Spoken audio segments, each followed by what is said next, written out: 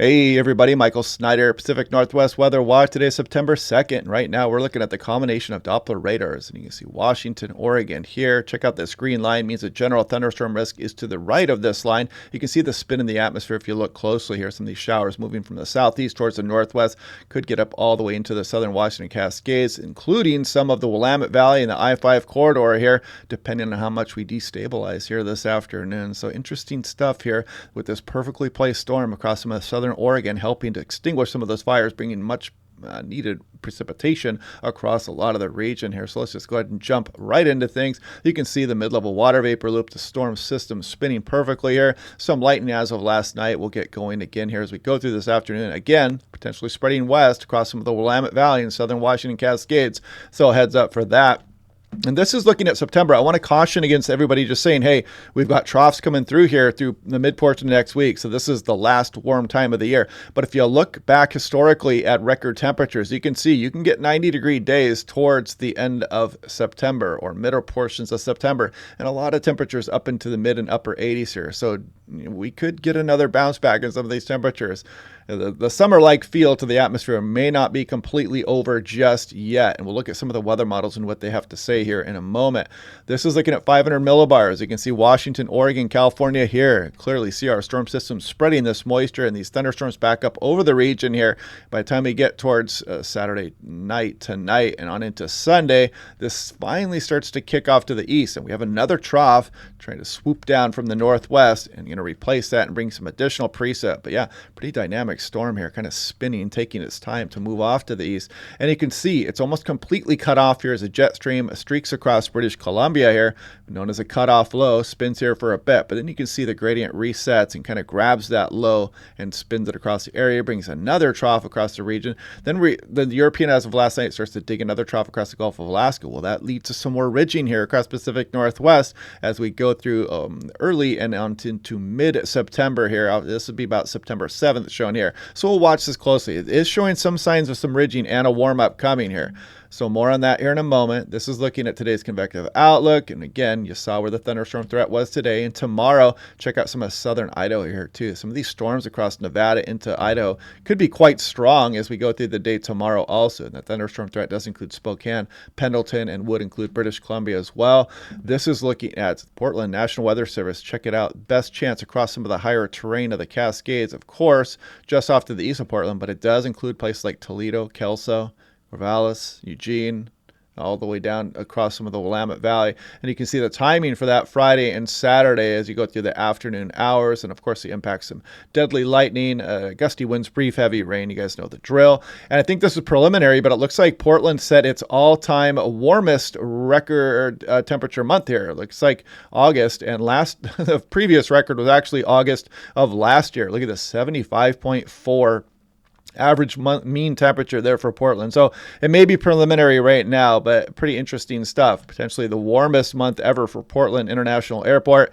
And if you guys want a nice affordable home weather station to record all the crazy weather we get here across Pacific Northwest, click on that link down below to save 10% off. You can see my station loading here real time. It's fun to watch on your phone, especially watching the wind gust around your house. And you can watch the solar radiation go up and down, temperature, lightning detection system.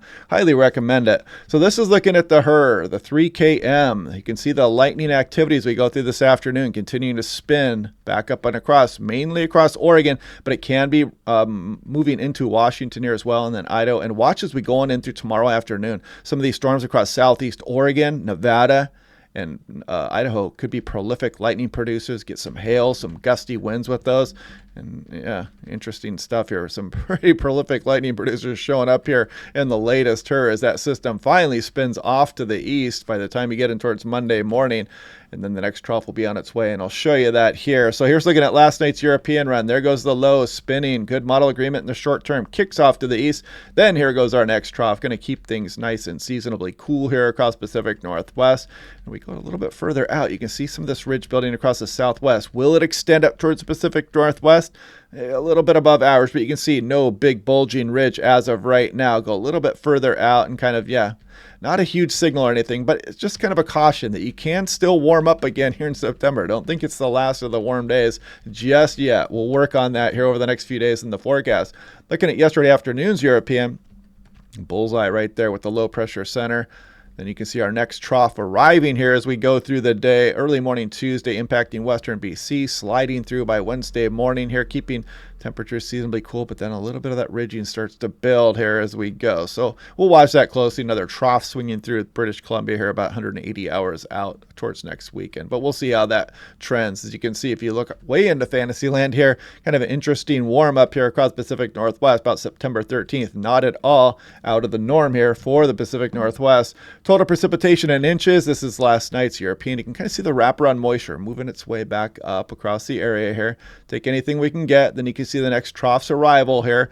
Not a big rainmaker, but not bad for some areas in Northern Cascades. You know, take whatever we can get this time of year for sure.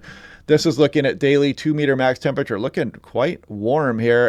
As long as you're out of the clouds, you might warm up quite nicely this afternoon, and that could actually add to some of the instability here across some of western Oregon as well. But look at Seattle, mid-80s possibly here today. And look at the cool down coming tomorrow, though. You're going to feel it out there. Maybe only getting up towards 71 for Seattle, mid-70s for much of the Willamette Valley. And then we go through Monday, kind of staying nice and seasonable here, a little bit below average, but then slowly warming up as we go towards the end of the week coming up. But we'll watch that. Plenty of time to look at it. But a pretty warm day here across the Seattle metro. This is 8 to 14 day, all the way out through September 15th. Yeah, it kind of shows us above average signal here, too, as well. The potential for some ridging still building in. So don't believe the hype. The last of our warm days may not be today. We'll watch that over the next few days. 8 to 14 day precipitation, kind of a suppressed signal kind of showing up, or some average here. Won't worry about that too much. Here's the day one excessive rainfall outlook here. Does include the Cascades of Oregon, and day two with those strong storms moving up from Nevada, and this could include some of southeast Oregon as well, and Idaho under the gun there, as well as some portions of Montana. And again, showing the drought monitor, we do have some extreme drought into Washington reintroduced with the last update. Northwest Montana also got some severe and moderate drought across the rest of the areas. And look at California, man. Pretty amazing down there, the big flip they've done from this time last year.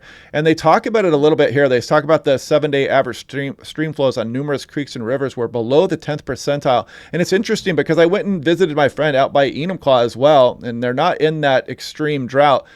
But there was a stream that was on his property that was totally dried up. And it's not like I've been doing scientific studies on his stream out there, but it seemed quite unusual out there. So anyways, that's why those drought conditions do exist. Low stream flow, poor soil moisture out there as well. And we have been below average in precipitation and above average in temperature here. So anyway, this goes through meteorological summer, and you can kind of see the below average signal here across a lot of the Pacific Northwest, especially western Oregon here, a few select places above average.